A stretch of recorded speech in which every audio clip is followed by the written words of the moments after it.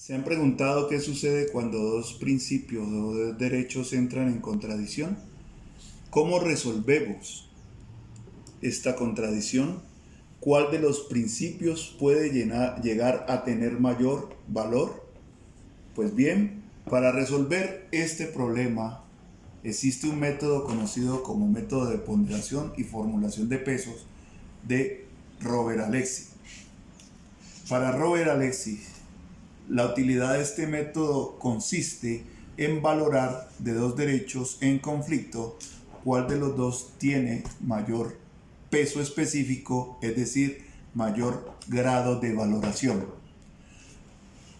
Vamos a utilizar las siguientes definiciones. Vamos a definir a PC como el grado de afectación del derecho en la actualidad. PC varía entre leve, medio o intenso.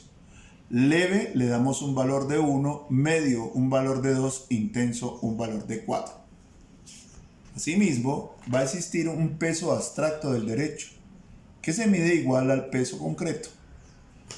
Peso abstracto es leve para 1, medio para 2 e intenso para 4. Un peso específico de afectación a futuro del derecho una vez se aplique la medida, el cual puede ser probable, plausible o seguro. Improbable de afectar a la persona, un cuarto. Plausible de afectar el derecho de la persona, un medio. O segura afectación, un valor de 1. La fórmula de valoración de un derecho frente al otro se calcula así. Es igual al cociente entre el peso concreto del derecho 1 por el peso abstracto del derecho 1 por el peso específico o afectación futura del derecho 1 dividido entre el peso concreto del derecho 2 por el peso abstracto del derecho 2 por el peso específico del derecho 2. Vamos a un caso en particular. Un periodista obtiene de una fuente información de la vida de un político, datos de su forma de administrar los recursos públicos que según la fuente son poco ortodoxos y de su vida privada y sexualidad. El periodista los publica y recibe una demanda por parte del político por el derecho a la privacidad y al buen nombre. El periodista alega en su defensa el derecho a la libertad de prensa. Utilizando el método descrito obtenemos lo siguiente. Son dos derechos en conflicto. Hablemos del primer derecho. El derecho a la privacidad. El peso concreto del derecho a la privacidad sería el mayor, puesto que se está exponiendo la vida de este político sin confirmar la realidad de la situación. Valor 4.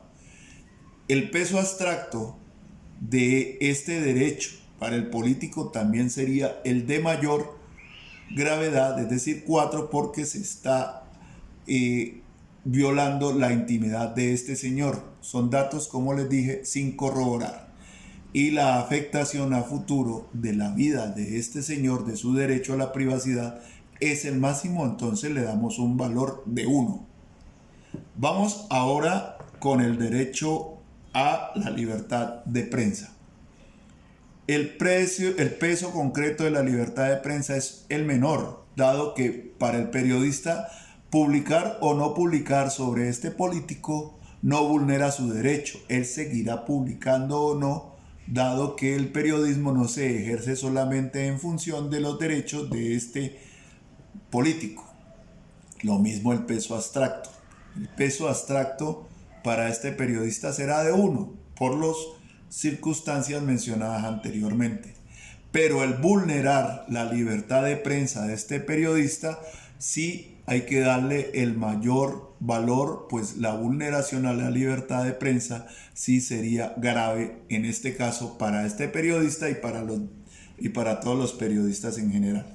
Aplicando y valorando, utilizando el método y la fórmula descrita obtenemos que reemplazando estos valores para lo sucedido del derecho 1 con respecto al derecho 2, haciendo los cálculos matemáticos nos da un valor de 16, y por el contrario lo sucedido al derecho a la libertad de prensa con respecto al derecho a la privacidad de la persona, haciendo los cálculos nos da un valor de 0,625, obteniéndose por lo tanto que el mayor de los derechos a proteger en este caso sería la privacidad de la persona.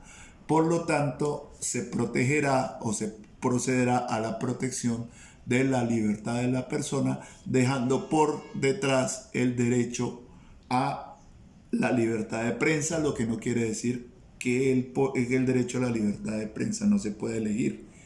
Este es pues mi resumen sobre el método de ponderación de Robert Alessi.